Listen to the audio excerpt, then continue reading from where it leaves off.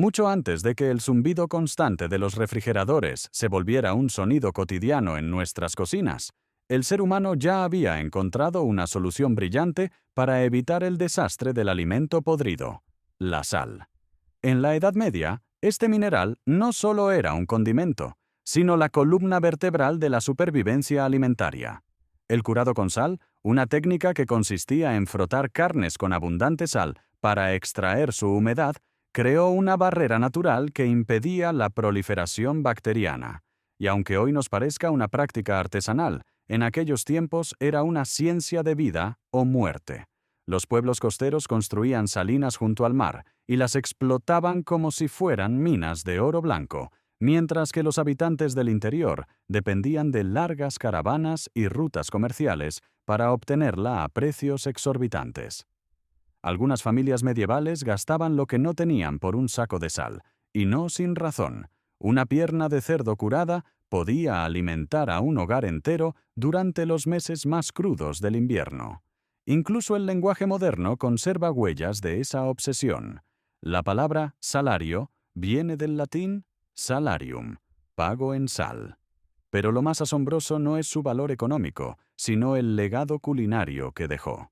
Porque lo que comenzó como una necesidad, terminó por crear nuevas formas de disfrutar la comida.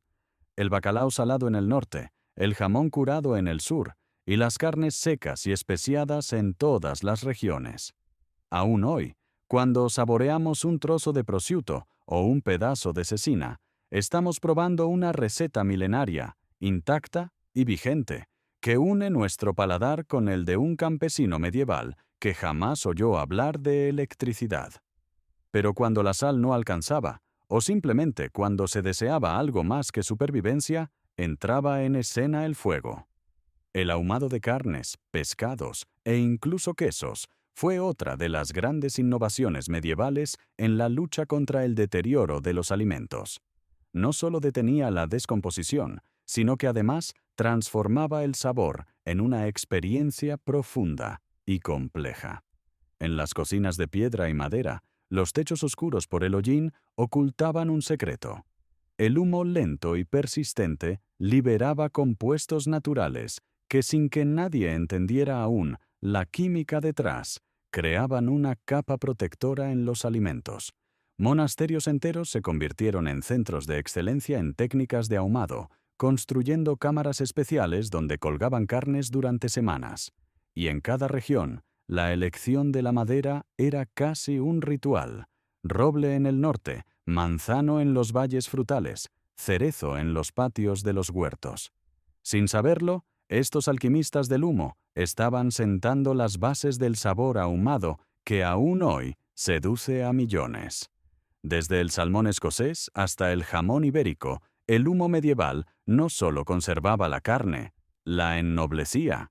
Si el fuego era una herramienta poderosa, el viento y el sol ofrecían una alternativa igual de eficaz y sorprendentemente sencilla: el secado al aire. Esta técnica, aparentemente modesta, escondía una sabiduría ancestral que transformó cómo las familias medievales almacenaban su comida.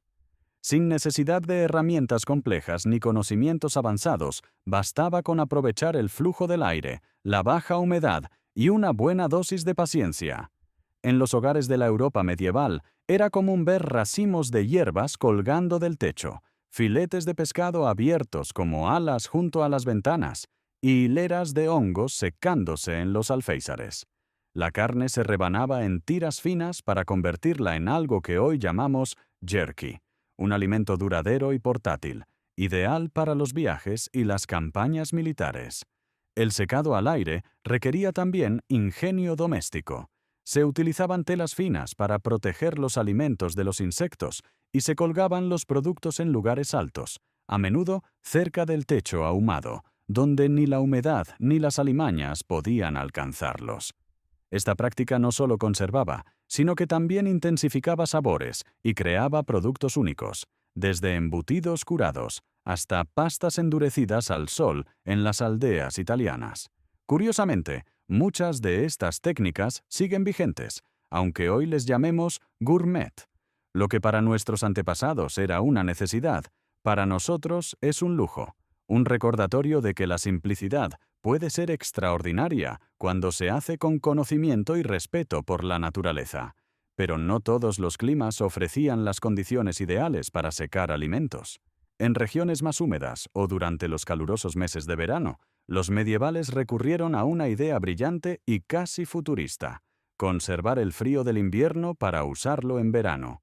Así nacieron las casas de hielo, una muestra impresionante de ingeniería medieval que aprovechaba la física natural para crear refrigeración sin electricidad.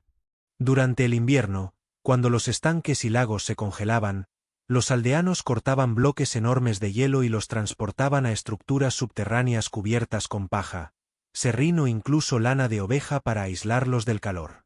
Estas cámaras, muchas veces excavadas en la tierra o construidas con gruesas paredes de piedra, mantenían una temperatura baja durante meses. Algunas casas de hielo podían conservar sus bloques hasta bien entrado el otoño siguiente. En el Medio Oriente, los ingenieros persas perfeccionaron esta técnica construyendo los llamados yakchals, estructuras abovedadas capaces de preservar hielo incluso bajo el abrasador sol del desierto. Este refrigerador natural permitió a los medievales conservar carne, pescado, leche e incluso frutas, dando un margen vital para la supervivencia alimentaria en los meses más difíciles. Y para los más privilegiados, estas cámaras también servían para almacenar lujos insospechados como postres fríos. De hecho, los primeros helados que se sirvieron en mesas reales eran más que un capricho. Eran un símbolo de poder, una demostración de dominio sobre el tiempo y la naturaleza. En un mundo donde la frescura era una carrera contrarreloj, el encurtido se convirtió en uno de los grandes triunfos de la cocina medieval. Esta técnica no solo prolongaba la vida de los alimentos, sino que los transformaba en verdaderas joyas culinarias. El principio era simple pero potente: sumergir vegetales, huevos, pescados o incluso carnes en vinagre o salmuera para crear un ambiente ácido donde ninguna bacteria indeseada pudiera sobrevivir. Los aldeanos y nobles por igual adoptaron esta práctica, no como una alternativa desesperada, sino como una forma ingeniosa de mantener la abundancia estacional disponible durante los duros inviernos.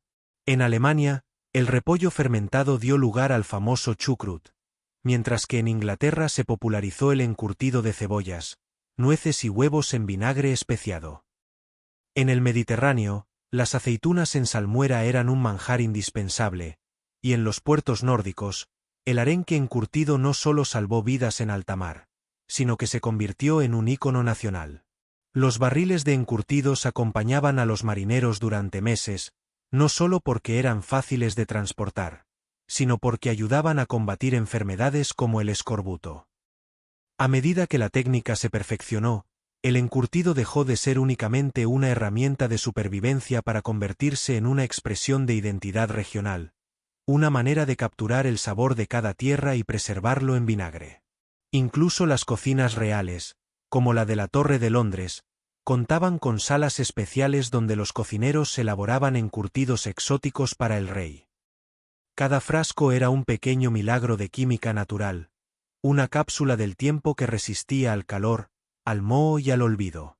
Pero si el encurtido era una muralla contra las bacterias dañinas, la fermentación fue, sin duda, la diplomacia secreta que convenció a los microbios buenos de hacer el trabajo sucio por nosotros. Lejos de ser un accidente, la fermentación fue una revelación para los pueblos medievales. Transformaba lo perecedero en alimento estable, sabroso y muchas veces más nutritivo.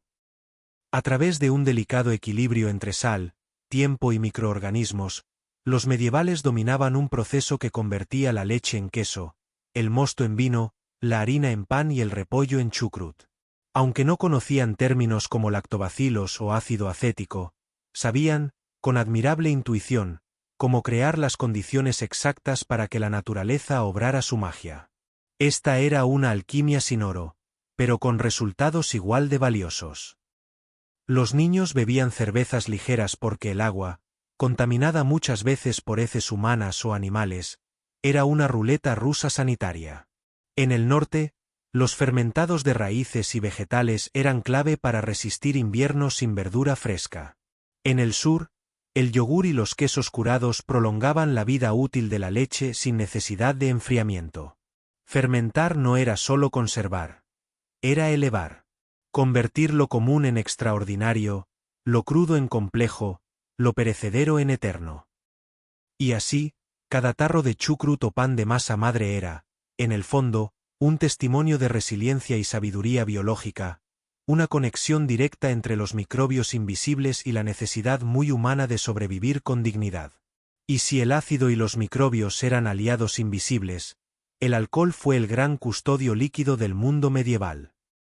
Más allá de los banquetes y tabernas, el vino, la cerveza y los aguardientes eran herramientas esenciales para conservar frutas, hierbas y medicinas durante meses, incluso años. Los hogares más pudientes y los monasterios, centros del saber en esa época, desarrollaron técnicas sofisticadas para aprovechar las propiedades antisépticas del alcohol. Los frutos del bosque, las cerezas y las ciruelas se sumergían en vino o brandy, creando conservas que no solo duraban, sino que ganaban sabor y prestigio con el tiempo. Las hierbas medicinales, muchas de ellas cosechadas una vez al año, se maceraban en alcohol para crear tónicos que se consideraban verdaderos elixires de salud. Incluso los pasteles festivos como el fruitcake navideño se bañaban en licor no por antojo, sino para garantizar que resistieran todo un año sin estropearse. Y lo lograban. De hecho, algunos de estos pasteles duraban tanto que casi se convertían en reliquias familiares. A medida que las técnicas de destilación avanzaban, los licores fuertes ampliaban el abanico de posibilidades para preservar alimentos. La cocina medieval no desperdiciaba nada. Si algo podía ser guardado, se encontraba la forma de hacerlo durar. El alcohol, en ese sentido, era tanto un refugio como una cápsula de tiempo. Al conservar lo efímero en una solución etílica, los medievales no solo evitaban el hambre. Brindaban, en cada sorbo o bocado, por la eternidad. Cuando la superficie se volvía enemiga del alimento, ya fuera por el calor, la humedad o los cambios estacionales, los pueblos medievales miraron hacia abajo. Y bajo sus pies, encontraron una solución brillante: el almacenamiento subterráneo. Las bodegas y sótanos no eran meras habitaciones oscuras. Eran auténticas cámaras climáticas naturales diseñadas para preservar la vida. A unos pocos metros de profundidad, la tierra mantenía una temperatura constante, fresca en verano, templada en invierno. Este principio simple pero poderoso dio origen a los root cellars, o sótanos de raíces, que servían como refrigeradores naturales mucho antes de que el hielo mecánico fuera inventado. En regiones rocosas, estos espacios se excavaban en colinas.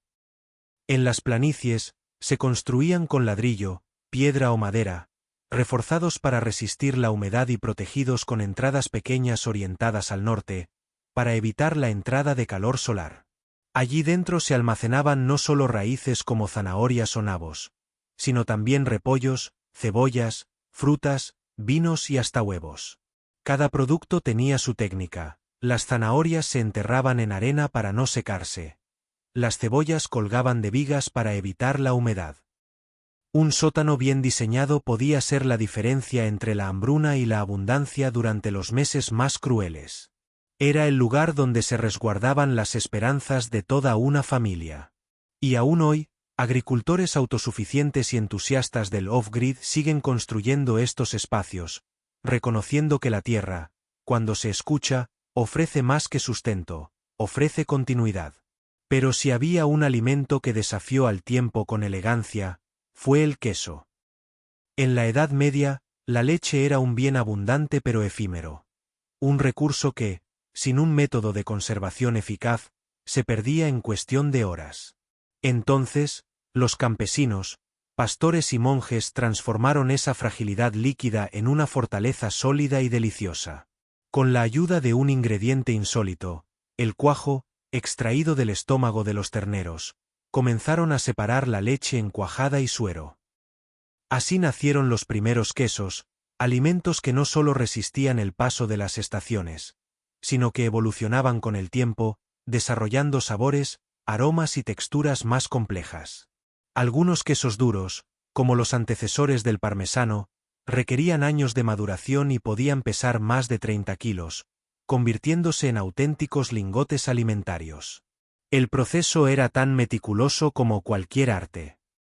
Se escurría la cuajada, se prensaba, se salaba, y luego se dejaba reposar en cámaras frescas, a menudo cuevas o bodegas, donde hongos y bacterias benéficas hacían su trabajo silencioso. Los quesos maduraban como lo hace el buen vino o el conocimiento.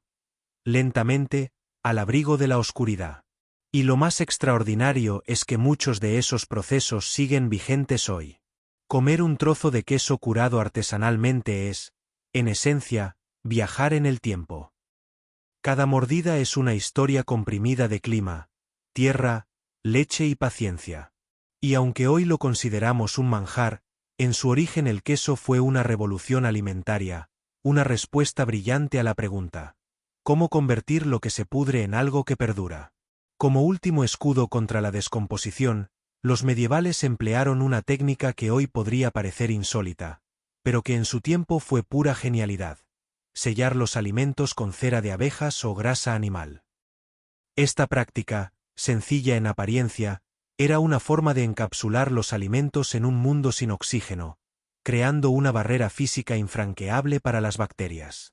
La cera, calentada y vertida sobre mermeladas, frutas cocidas o quesos, se solidificaba y formaba una capa protectora que mantenía el contenido aislado durante meses. Era como ponerle una armadura a la comida. Los quesos duros se sumergían en cera no solo para protegerlos, sino para controlar su maduración sin que entraran mohos no deseados. A su vez, la grasa animal ofrecía otra solución magistral: cocer la carne lentamente en su propia grasa y luego conservarla sumergida en ese mismo medio. El resultado, conocido como confit, no solo preservaba la carne por meses, sino que potenciaba su sabor y su textura. Esta técnica, aún presente en la gastronomía francesa, demuestra que los medievales no solo conservaban, también creaban placer. Y aunque hoy el vacío y el refrigerador hacen gran parte del trabajo, pocas tecnologías modernas han superado la eficacia y la belleza simple de una capa de cera bien aplicada o un frasco cubierto de grasa endurecida. Porque al final, estas técnicas no solo buscaban detener el tiempo. Buscaban, en cada capa, en cada sello, en cada ingrediente, proteger la posibilidad de un futuro alimento. Y lo lograron. En una era sin electricidad, sin supermercados, sin sellos de caducidad ni envases al vacío, los hombres y mujeres de la Edad Media enfrentaron un reto cotidiano y monumental: evitar que su comida se convirtiera en veneno. Y lo hicieron no desde la ignorancia, sino desde una inteligencia profunda, observadora, paciente. Cada técnica que inventaron. Desde salar hasta fermentar, desde colgar carne en los techos hasta enterrar zanahorias bajo tierra, fue una respuesta ingeniosa a las necesidades de su tiempo. Pero más allá de su eficacia, lo que estas prácticas nos revelan es algo aún más valioso. Una forma de pensar que hoy, en medio del exceso y la prisa, hemos olvidado. Una relación con la comida basada en el respeto, la previsión y la conexión con los ritmos naturales. Cada frasco de encurtido, cada rueda de queso envejecida, cada racimo de hierbas secándose en las vigas no eran solo métodos de conservación. Eran actos de resistencia, de cuidado, de legado. Los medievales no solo preservaban alimentos, preservaban cultura, memoria, vida. Y lo más asombroso es que muchas de estas técnicas siguen vivas, casi intactas, como si el tiempo las hubiera declarado sagradas. Hoy, cuando volvemos a fermentar, a curar en sal, a secar al aire o a construir bodegas en el jardín, no estamos regresando al pasado. Estamos recuperando un conocimiento que siempre fue nuestro. Porque en la sencillez de una olla de barro, en la oscuridad fresca de una cueva, o en la acidez precisa de una salmuera, la Edad Media nos dejó algo más que recetas. Nos dejó respuestas. Y quizás, también, una advertencia. Que no siempre la tecnología más nueva es la mejor. Que no siempre el camino más rápido es el más sabio. Que a veces, para avanzar, hay que mirar hacia atrás. a esos siglos donde la comida no era un producto, sino un milagro que había que proteger.